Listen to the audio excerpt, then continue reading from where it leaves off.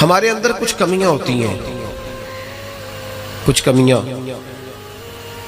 امام غزالی رحمۃ اللہ تعالی علیہ فرماتے ہیں غریب کی یہ کمی ہوتی ہے کہ وہ خودداری چھوڑ دیتا ہے، ہاتھ پھیلانا آسان سمجھ لیتا ہے، یہ غریب کی کمی ہوتی ہے۔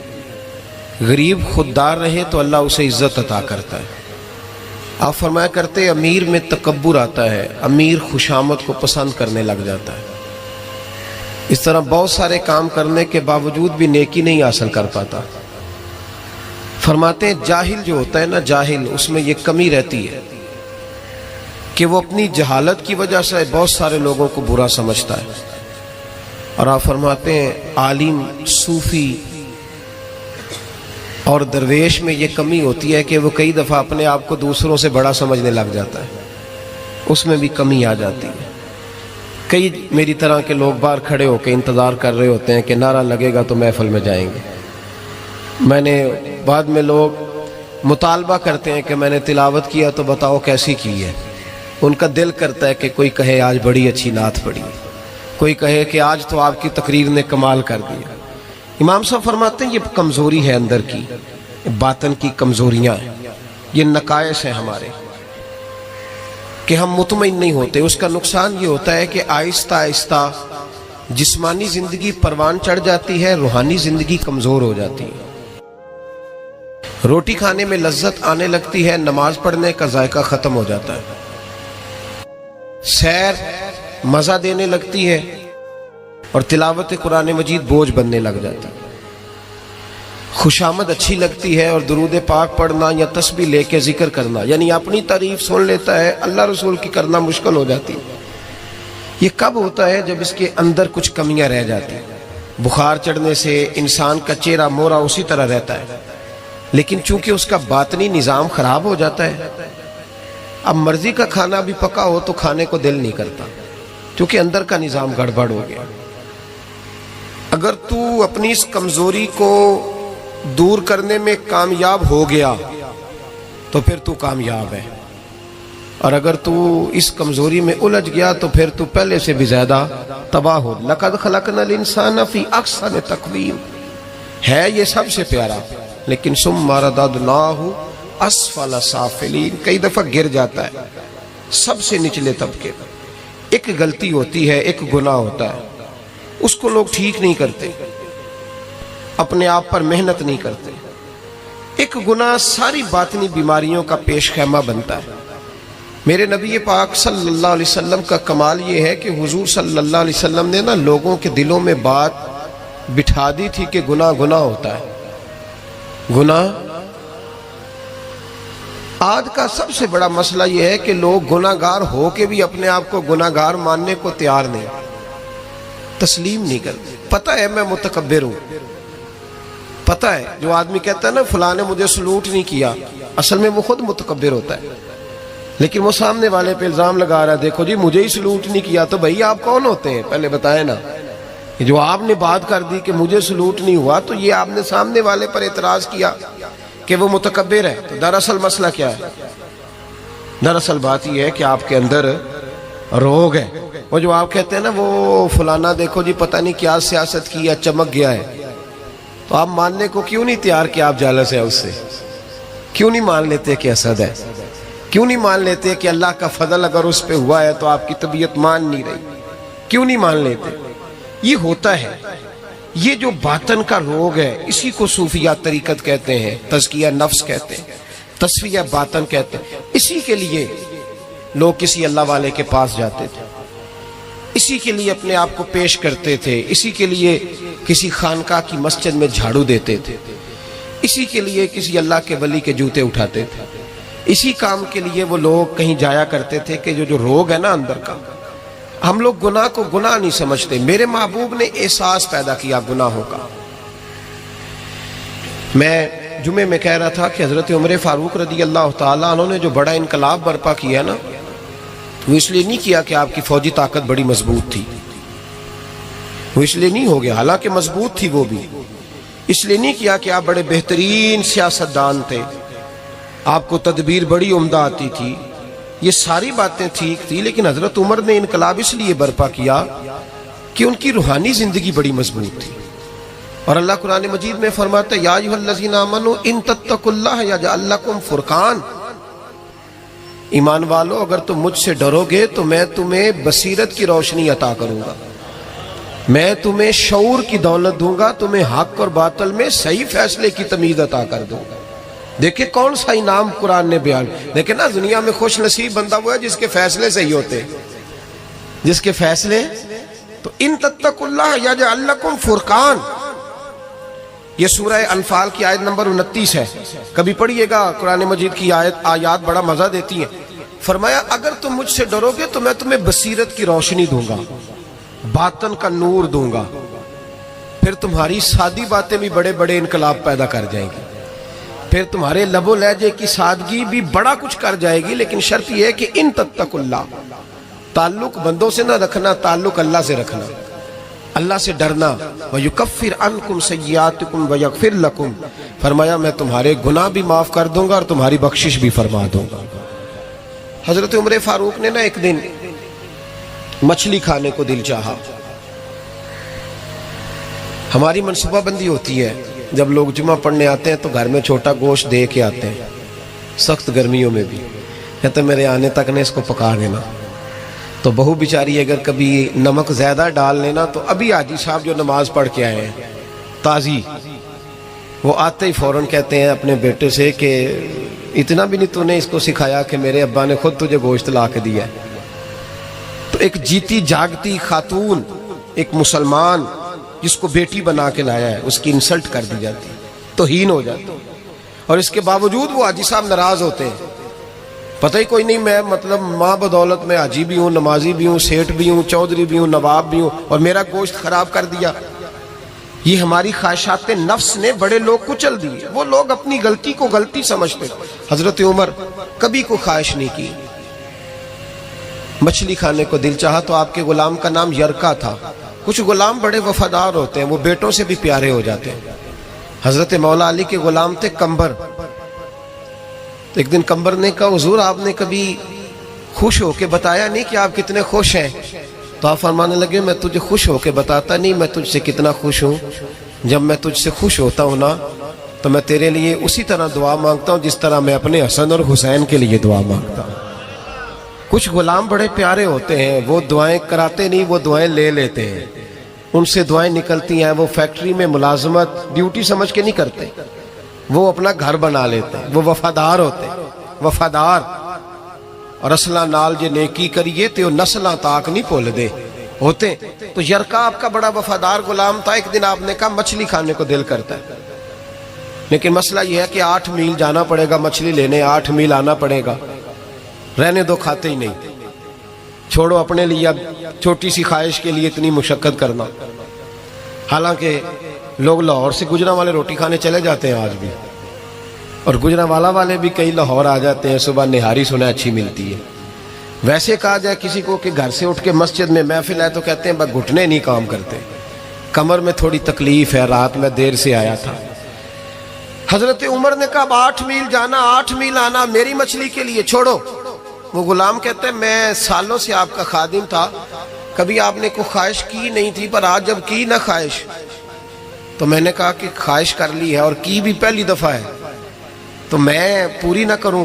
کہتے ہیں جناب عمر نماز پڑھنے گئے تو مجھے پتا تھا کہ کچھ مہمان آئے ہیں، عصر ان کی ہو جائے گی. کہتے میں نے حضرت عمر کے پیچھے نماز پڑھی، ظہر کی 2 رکعتیں سنت پڑھ کے تو میں گھوڑے پہ بیٹھا. عربی نسل کا گھوڑا بندھا ہوا تھا، دوڑا کے گھوڑا میں پہنچ گیا.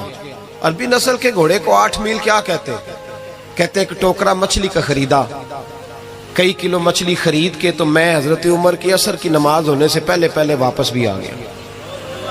کہتے ہیں گھوڑے کو میں نے ٹھنڈی چھاؤں میں باندھا تاکہ اس کو پسینہ آیا تو خشک ہو جائے، جناب عمر کہیں دیکھ نہ لے. کہتے ہیں وہ اس کو پسینہ خشک ہو گیا. جب میں اس کے قریب گیا تو گرد و غبار، وہ پسینہ خشک ہوا تو جو مٹی کیچڑ تھا وہ خشک ہو گیا. تو میں نے کہا حضرت عمر تو پھر دیکھ لیں گے. کہتے ہیں میں فٹافٹ گھوڑے کو کنویں پہ لے گیا، میں نے اسے غسل کرایا اچھی طرح. جب گھوڑے کو غسل کرایا پھر لا کے چھاؤں میں باندھا. ہماری خواہشیں ہوتی ہیں تو کیا حال ہوتا ہے، لیکن یہ خواہش پوری کر کے ڈر رہے ہیں. ضمیر زندہ ہے نا، اندر کے روگ ختم ہو چکے. فرماتے ہیں کہ جب عصر کی نماز پڑھ کے حضرت عمر آئے، میں نے بھی نماز ان کے پیچھے پڑھی، گھر آئے تو میں نے کہا حضور اللہ نے آپ کی خواہش پوری کر دی ہے، مچھلی کا بندوبست ہو گیا ہے، بس تھوڑی دیر میں پکا کے پیش کرتا ہوں۔ کہتے میں نے یہ لفظ کہے تو جناب عمر اٹھے اور گھوڑے کے پاس چلے گئے، گھوڑے کی پشت پہ ہاتھ پھیرا، اس کی ٹانگوں پہ ہاتھ پھیرا، پھر حضرت عمر گھوڑے کے کانوں کے پاس گئے تو اس کا ایک کان اوپر اٹھایا تو کہنے لگے یرکا ادھر آ یار۔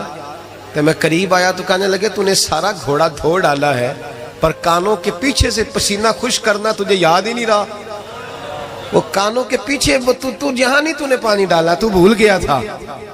اور پھر حضرت عمر گھٹنوں کے بل زمین پہ بیٹھ گئے، کہنے لگے او یار یرکا ادھر آ، تیری وفا میں شک کوئی نہیں پر میں کوئی زیادہ نیک آدمی نہیں ہوں، میں کوئی زیادہ پرہیزگار نہیں ہوں، میں تو دعائیں مانگتا ہوں میری نیکیاں بدیاں برابر کر کے اللہ مجھے معاف کر دے، میں نے کوئی زیادہ تقوی نہیں اختیار کیا۔ یار ایک بات بتا، اگر یہ گھوڑا قیامت کے دن اللہ کی بارگاہ میں کہے کہ یا اللہ عمر نے اپنی ایک خواہش پوری کرنے کے لیے مجھے 16 میل کا سفر کرایا، اے اللہ میں جانور تھا، بے زبان تھا، یہ میری غلطی تھی، 16 میل کا سفر ایک خواہش پوری کرنے کے لیے، تو یرکا تو بتا میرے جیسا وجود کا کمزور آدمی مالک کے حضور گھوڑے کے سوال کا جواب کیسے دے گا؟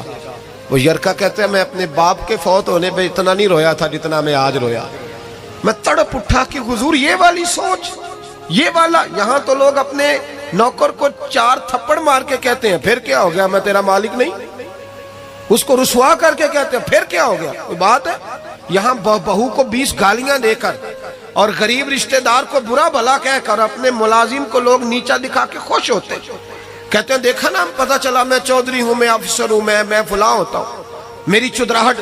غلام رونے لگا، جناب عمر کہنے لگے اب اس طرح کر، گھوڑے کو تھوڑا چارہ اضافی ڈال اور جو تو مچھلی لے کے آیا ہے نا یہ مدینے کے کسی غریب گھر میں لے جا اور ان غریبوں کو ساری مچھلی دے کے کہنا تیری بخشش کی دعا بھی کریں، عمر کی معافی کے لیے بھی دعا کریں۔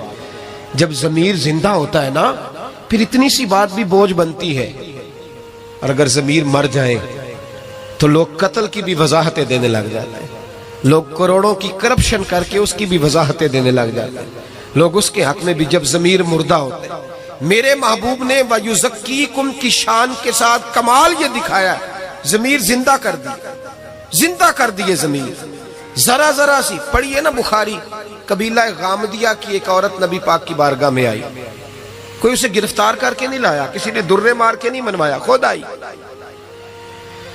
آ کے عرض کرنے لگی یا رسول اللہ میں بھول گئی تھی، شادی شدہ ہونے کے باوجود زنا کر بیٹھی ہوں اور جب سے غلطی ہوئی ہے ساری ساری رات نیند نہیں آتی، حضور مہربانی کی جائے۔ نبی پاک صلی اللہ علیہ وسلم دیکھیں یہاں مجرم مانتا ہی نہیں، اور یہاں مجرم کیا کہہ رہے ہیں؟ حضور فرمانے لگے ہمیں کیسے پتہ چلے گا کہ تو نے گناہ کیا ہے، یعنی تو ثابت کر کے تو گناہ گار ہے کہ نہیں؟ امام نووی شرح مسلم میں کہتے ہیں کمال ہے کہ وہ خاتون کو ثابت کرنا پڑ رہا ہے، تو وہ رو کے عرض کرنے لگے یا رسول اللہ میرے پیٹ میں ناجائز بچہ ہے، یہ دلیل ہے کہ میں گناہ گار ہوں، میرا شوہر تو ہے ہی نہیں، شارحین نے لکھا ہے کہ وہ کہیں جہاد پہ تھے یا جو بھی مانا تھا، ناجائز بچہ ہے۔ تو محبوب نے فرمایا گویا غلطی تیری ہے، تیرے بچے کی تو نہیں نا، جا جب بچہ پیدا ہو پھر آنا۔ سنو قید نہیں کیا جیل میں کہ بھاگ نہ جائے، اس لیے کہ جن کے دل قید کر لیے جائیں ان کے وجود قید کرنے کی ضرورت نہیں ہوتی، فرمایا جاؤ بچہ پیدا ہونے پر آنا۔ حضرت ابو ہریرہ فرماتے ہیں بچہ پیدا ہونے کے بعد 8 مہینے کے بعد آئی، گود میں چاند سا بچہ ہے، کہنے لگی محبوبہ بچہ پیدا ہو گیا ہے، میری کبھی سزا کا اعلان ہو جائے نا تو حضور میری وہ راتوں کی نیندیں بحال ہو جائیں۔ نبی پاک صلی اللہ علیہ وسلم نے فرمایا گویا غلطی تیری ہے، تیرے بیٹے کی تو نہیں نا، جا اسے دودھ پلا، جب یہ روٹی کھانے کے قابل ہوا تو دوبارہ آنا۔ قید نہیں کیا، 2 سپاہی نہیں ساتھ بھیجے۔ صحابہ کہتے ہیں پھر 2 سال کے بعد آئی، بچے کے ہاتھ میں روٹی کا لقمہ ہے، آ کے عرض کرنے لگی محبوبہ یہ روٹی کھانے لگ گیا ہے پر یا رسول اللہ میری نماز کی لذت چلی گئی، سونیا میں کعبہ تو دور رہ گیا، میں مسجد کو بھی غور سے نہیں دیکھتی کہ میں نے تو رب کو ناراض کیا ہوا ہے، محبوبہ میں تیرے جلوے بھی غور سے نہیں دیکھتی، میں کسی صحابی کا چہرہ بھی نہیں دیکھ پاتی، مجھے معافی مل جائے، مجھے پاک کر دیا جائے، رحمت ہو جائے۔ محبوب نے بچہ ایک صحابی کو دیا، فرمایا اپنے بیٹے سے زیادہ شفقت کر کے پالنا۔ صحابی بچہ لے گئے، نبی کریم علیہ السلام نے سزا کا اعلان کیا، فرمایا لے جاؤ اسے، روڑے مارو، سنسار کر دو، پتھر مار مار کے مار دو۔ حضرت ابو ہریرہ رضی اللہ تعالیٰ عنہ فرماتے ہیں اور جناب انس بن مالک فرماتے ہیں، دونوں حدیث کے راوی ہیں، کہتے اسے روڑے مارے، عورت ختم ہو گئی، انتقال کر گئی، یہاں تک معاملہ اس کا تھا۔ اب میرے محبوب نے فیصلہ فرمایا، اب نبی پاک نے بات ارشاد فرمائی، دو صحابیات کو بلایا، فرمایا جاؤ اس کی لاش کو اٹھاؤ، غسل دو، کفن دو، اور جب دے لو پھر مجھے اطلاع کرنا۔ حضرت انس بن مالک کہتے ہیں اسے اٹھایا گیا، غسل دیا، کفن دیا، جب اطلاع دی نا تو کہتے ہیں ہمارے رونگٹے کھڑے ہو گئے، وجود کانپنے لگا۔ نبی پاک نے فرمایا صفے بناؤ، میں خود اس کا جنازہ پڑھاؤں گا، صفے بناؤ، میں جنازہ پڑھاؤں گا۔ سمجھنے کی بات، صفے بناؤ، میں جنازہ پڑھاؤں گا۔ حضرت انس بن مالک فرماتے ہیں اس کا حضور نے جنازہ پڑھایا، اور پھر جتنی دیر میں اونٹ ذبح کر کے گوشت بنا کے کھال اتار کے بانٹ دیا جاتا ہے، اتنی دیر نبی پاک اس کی قبر پہ کھڑے ہو کے دعا کرتے رہے۔ اتنا ٹائم حضور نے لگایا۔ ایک صحابی نے کہا یا رسول اللہ، اس کے لیے جس نے ناجائز بچہ جنا، اس کے لیے آپ نے اتنا اہتمام کیا؟ تو محبوب نے فرمایا چپ کر، تو نے اس کا گناہ دیکھا ہے، احساس نہیں دیکھا؟ تو نے اس کی غلطی دیکھی ہے، توبہ نہیں دیکھی؟ اور کیا جملے ہیں، کیا انداز ہے محبوب کا۔ حضور فرمانے لگے اس نے ایسی اعلیٰ توبہ کی ہے، ایسی اعلیٰ توبہ کی ہے، اگر میں اپنی ساری امت میں بانٹ دوں تو اللہ سب کی بخشش فرما دے گا۔ مسئلہ یہاں یہ بن گیا، احساس رخصت ہو گیا۔ ہمارا حال یہ ہے کہ ہم اپنے وجود پر لاشوں کا بوجھ تو لیے پھرتے ہیں، لیکن اپنی غلطیوں کو سدھارنے کو تیار نہیں ہوتے، ہم اپنی خطائیں ٹھیک کرنے کو تیار نہیں۔ اور یہ یاد رکھیں، عادتیں بدل جایا کرتی ہیں، عادتیں بدلتی ہیں، حضور عادتیں بدلنے تو آئے ہیں، اخلاقیات ٹھیک ہوتے ہیں، حضور اخلاق سنوارنے تو آئے ہیں۔ انسان بدل جاتا ہے، محبوب نے بدل دیے لوگ، حضور بدل نہیں آئے ہیں۔ شرط یہ ہے کہ ہم تھوڑا احساس پیدا کریں۔ احساس، ہمارا احساس تو کھینچ کے لے گیا ہے ہمارا سوشل میڈیا، ہمارا احساس تو کھینچ کے لے گیا ہے ہمارے رویے۔